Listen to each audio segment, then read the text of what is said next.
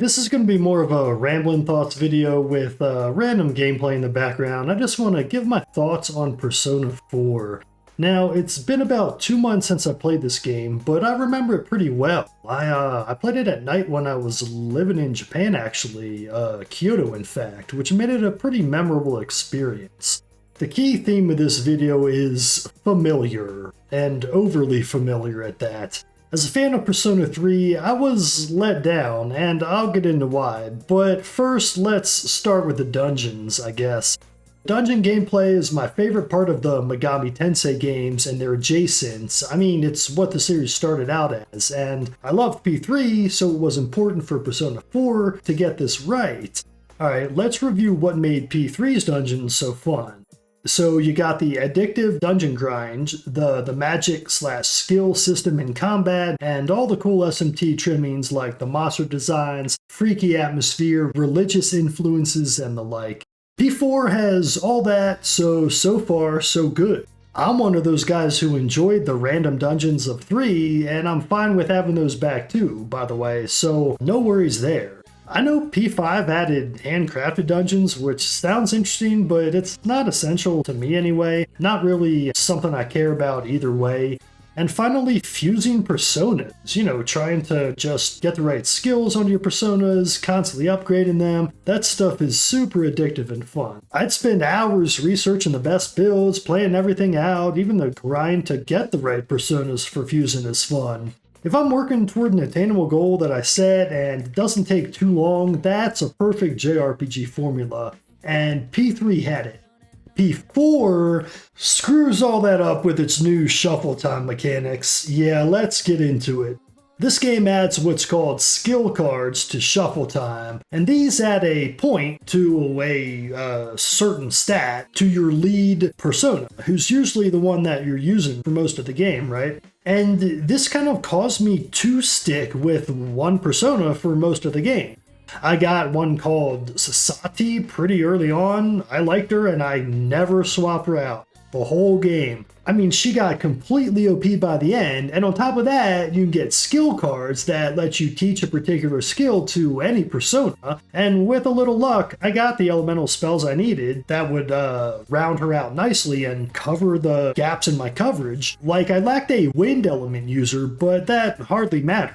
And so by the end of the game, my Sati practically had maxed stats, which left me with kind of a sour taste in my mouth because I never had a reason to fuse personas, which was my favorite part of the third game, so I never did. That sucks. I mean, sure, I could have fused them if I wanted to, but when I'm presented with an optimal path, I'm gonna take it, you know? I guess this kind of optimization tickles something in my brain that just hits right.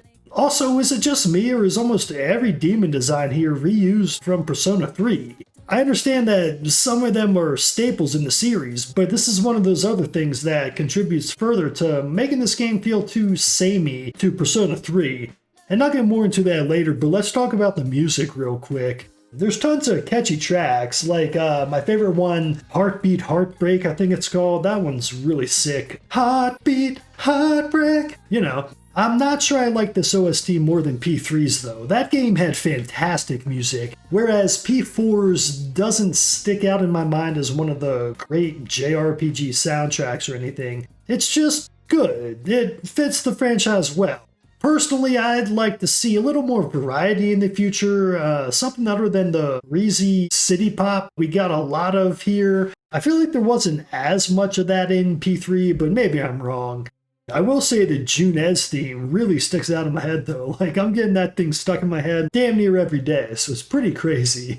Alright, the classroom sections. Yeah, so the stuff outside of the dungeons in this game are my biggest problem with it, which I wasn't expecting since I didn't feel this way about P3 at all. I don't mean to be too negative here on this side because it's not terrible or anything. Again, I like this game overall, but it felt like a rehash of 3. Like, I get that this whole classroom stuff and all this walking around town and all that is the Persona series style, but when I played 3, this all felt special, whereas here it feels like it's the same thing again.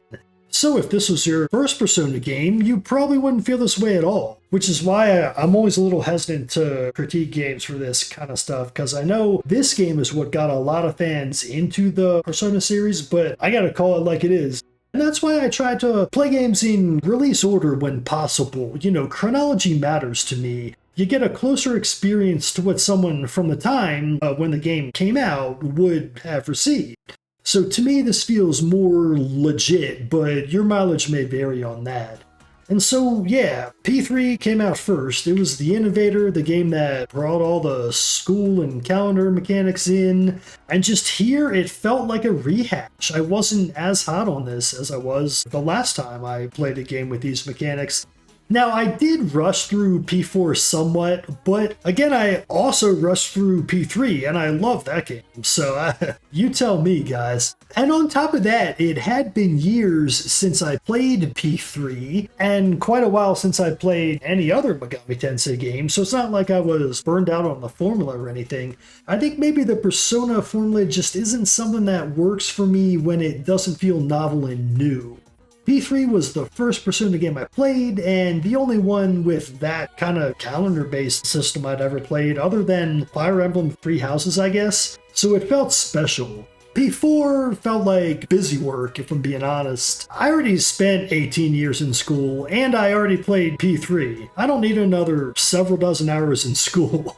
So I realize this just might not be the kind of JRPG experience I'm looking for. You're constantly in the same few locations and trying to cram in as many social links as you can. And I guess you could not worry about any of this and just go, oh, well, play the game naturally on your own. You don't need to worry about 100%. And that's true. I don't worry about 100% in this game. I don't think I did all the social links. But I do like to experience most of the content when I can. And so I'll look at a guide to check if there's anything I ought to do. And I enjoyed that when I played P3 and tons of other JRPGs. So something about this game, I don't know. And if I hadn't used a guide here at all, I would have been wandering around aimlessly, probably spending even more time in the game. And P4 took me almost 100 hours on its own. So again, it's not a bad formula, I suppose, just not one I'm super hot on. Unless some major changes or additions are introduced in the series. That's the best way I can reconcile my thoughts on this outside of dungeon gameplay, at least. Which brings me to the story and characters, which again didn't quite hit as hard as P3 for me. The story seemed sillier and less serious, which I didn't like as much, though I was a fan of most of the characters. I should say, yeah, there are a lot of serious stuff that happens in the story. It's just not like a world-ending threat that P3 kind of was, you know? This was more of a character-driven affair, which is okay. I wasn't as into it, though. For example, I still don't get what's up with Teddy. There's probably some metaphysical reference around his character that I'm missing. Atlus loves that stuff. But I will admit I was tickled by his transformation into a blonde twink. That came out of nowhere, but had me laughing. I thought he would be an enemy or something at the end, and they were trying to trick you, but obviously not. Though I suppose he's on the cover of the golden version, so I should have probably known that. Anyway, let's see, who else is there? Kanjei's awesome. I don't have too much to say about him. I think we could hang out. Otherwise, he's just your kind of standard, rough guy, turns misunderstood, or he was always misunderstood, I guess. And then there's the gay stuff around him, which I thought was handled well, in that he's yeah, I could have gone this way, but then I decided, no, that's not how I ought to live. I thought that was interesting and pretty realistic to, I think, how a lot of cultures handle that issue. Probably how a lot of cultures ought to handle that issue. And let's see, I really liked Yosuke's relationship with the protagonist, and watching that develop over the game as well. He's a real bro, and this all felt natural and not forced. It was good stuff. Chie annoyed the crap out of me. I'm sorry, guys, I'm not a fan of her at all. I think a lot of this might have been the fact that her English VA sucked, and I played the Vita version, which only has English available. So I guess I should reserve judgment on that, but she was pretty rough, and it made me hate her character. Just super annoying, super just peppy and upbeat all the time and just, what are you doing? What are you doing? Tell me about this. Tell me about this. It's like, woman, shut your mouth. Yukiko, on the other hand, is obviously best girl. Yeah, I prefer her prim and more feminine demeanor to Chie's tomboyishness, though again, if Chie's VA weren't so annoying, I might have liked her more. And then there's Reay. Oh, Reay. Obviously, she's intended to be the one the player has eyes for, and she's cool, but she doesn't top Yukio. Even with the down home, we own a ramen shop or whatever it is. I know it's not a ramen shop. I forget what it was exactly. Don't get on me for that. But I don't know. I think Yukiko's just, that's my girl. Anyway, enough about the ladies. Leave me a comment and tell me who's your best girl. And then we can argue about it. Okay, what other characters in the game? Oh, Nanako was adorable. I love seeing her break out her shell a little bit once the protagonist moved in. She was kind of this hopeful, optimistic character that stayed constant throughout the whole game. Well, at least until that event about 3/4 of the way through. My only complaint about her character-wise is that she's a little unrealistic in that I don't know any young girls her age who are that well-behaved. I'm sure they exist, but man, she reminds me of my niece in every way other than that. Like, she's if my niece were perfectly well-behaved, which ain't exactly reality. The only other character I think is really worth mentioning is probably Adachi, who, spoilers I guess, I didn't really mention that, but I'm spoiling this. He is the main villain, but by the time you find that out, I had kind of lost interest in the main plot. While it mostly made fine for him to be the killer, well, if you put his kind demeanor aside anyway, it's fine I guess, but it's mostly a wet fart of a climax. I did care when Nanako got abducted, but beyond that, I was mostly checked out. I don't really know what to say other than, I mean, just your standard typical mystery story isn't really cutting it for me in this kind of game. I wanted a little more. Now, I love the concept of facing your shadow. That's very Jungian, very based. And the way it's handled, where your shadow is still part of you, but you have to recognize and conquer it, rang true with me, and probably with everyone, because that's how real life works. Imagine that. The problem is that's really all there is to the story. It's a ton of character vignettes sprinkled over a really weak plot. Or, if not weak, then uninteresting. Meaning this game doesn't have a ton else to say other than this whole concept of your shadow. You face your shadow, you conquer it, and a lot of it's just kind of like, yeah, I learned all this when I was in kindergarten. Like, what are we, not the shadow stuff, but everything else. Like, oh, you gotta be friendly to make friends. It's almost like it's autists' first video game, which I hate to say because it sounds mean, but if this is what Persona is going forward, I don't know that I'm interested in the series anymore. This whole, like, just an excessive focus on friendships and conquer yourself and you're the best. Like, I don't mind that stuff when it's in other JRPGs when you're stopping the big bad guy from taking over the world, or even like in P3. But here, it's really just all about that stuff. And I don't care. It's like therapy time almost. And that's not why I'm playing a video game. You know, I want to kill monsters, watch a number go up. That's what I'm after. But I suppose I should talk about the social links, which, look, they're fine. They're what you're going to be spending most of your time in other than the dungeons.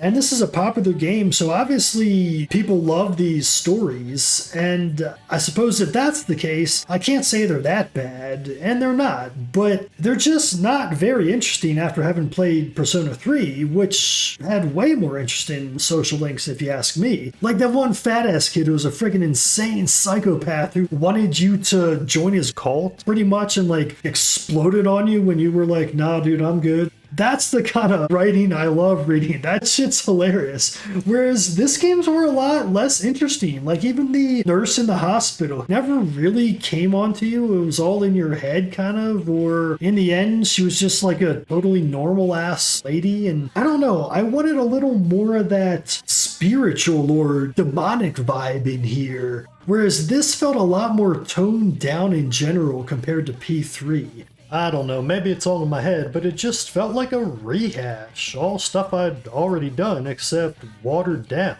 even though it was all technically new dialogue and situations. Am I getting too old for this, or for Persona at least? I look forward to playing 5 still, but now I'm not going to get to it as soon as I originally planned, that's for sure. I'm feeling burned out in Persona, even though it had been years since I played P3, and it took me just one game to make that happen, so I'm hoping 5 changes the formula up a lot, but I'm kind of dreading that it won't. Still, I'll play it eventually. I already own it, I kind of got to.